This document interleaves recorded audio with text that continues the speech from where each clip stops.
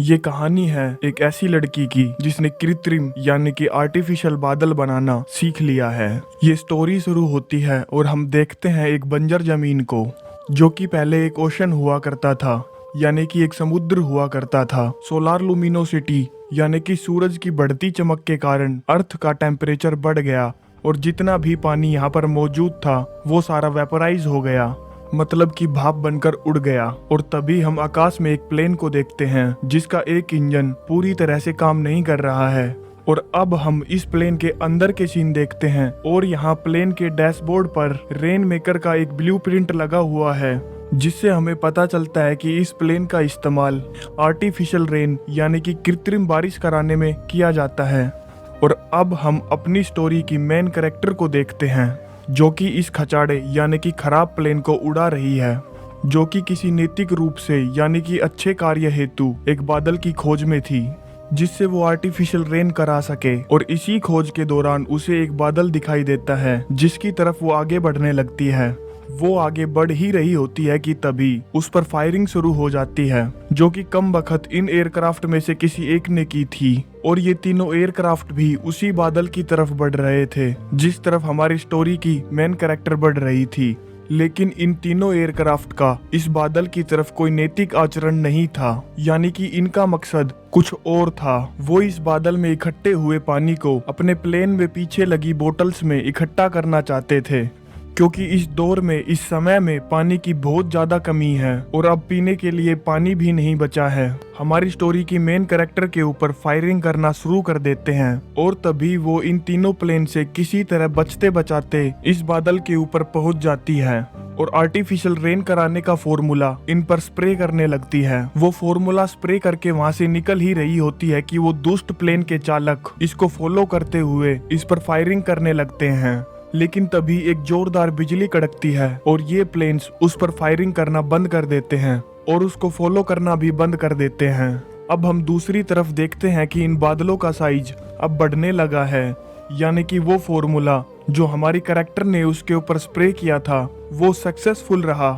और ये देखकर हमारी स्टोरी की कैरेक्टर काफी खुश हो जाती है। हम देखते हैं कि इन प्लेन्स की बोतल अब भर चुकी है। इसके बाद ये अपनी वापसी कर रहे होते हैं कि तभी इन पर फायरिंग होने लगती है और तभी प्रकट होता है एक विशालकाय प्लेन, जो कि इस बादल को सिर्फ 2 राउंड में ही खत्म कर देगा। ये देखकर वो आश्चर्यचकित हो जाती है और उसे लगता है कि उसकी सारी मेहनत पर पानी फिर जाएगा।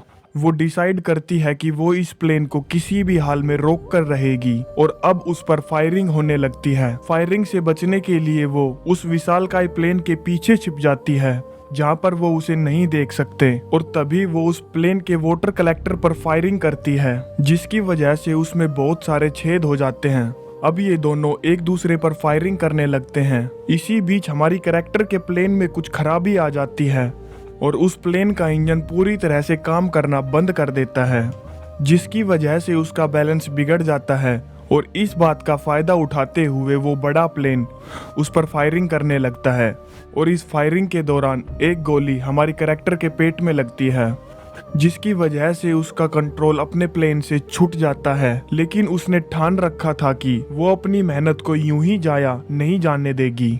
अब वो किसी तरह से अपने प्लेन को कंट्रोल में लाती है। प्लेन को कंट्रोल में लाने के बाद जब वो ऊपर की तरफ देखती है तो पाती है कि वो बड़ा प्लेन अभी भी बादलों से पानी इकट्ठा कर रहा है।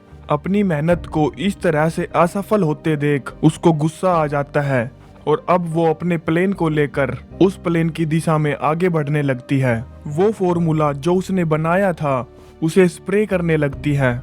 हम देखते हैं कि उसके प्लेन में लगा हुआ रेन मेकर का ब्लूप्रिंट अब उड़ गया है। उसने ठान लिया था कि वो अपने प्लेन को उस बड़े प्लेन से टकराकर ब्लास्ट कर देगी। उसे पता था कि इस काम में उसकी जान जरूर जाएगी, लेकिन वो पीछे नहीं हटती और अपने प्लेन को उस बड़े प्लेन के साथ टकरा देती है, जिससे एक बहुत बड़ा ब्लास्ट होता है और वो फॉर्मूला जो उसके प्लेन में था बादलों में फैल जाता है। कुछ समय बाद हम देखते हैं कि बादलों का साइज अब बढ़ने लगा है। हमारी कैरेक्टर ने इस मृत भूमि पर यानी कि इस बंजर भूमि पर वर्षा कराने के लिए अपनी जान दे दी। जोर जोर से बारिश होने लगती है और अब हम देखते हैं लाइट हाउस को। यहाँ पर एक बच्चा है जिसने इससे पहले कभी बारिश नहीं देखी और वो इसका लुफ्त उठाने लगता है। तभी वो ब्लूप्रिंट उड़ता हुआ आता है और लाइट हाउस की रेलिंग पर अटक जाता है। उस बच्चे की नजर उस ब्लूप्रिंट पर पड़ती है। वो एक टक ब्लूप्रिंट को देखता है और दूसरी तरफ वो बादलों को देखता है उम्मीद भरी नजरों से।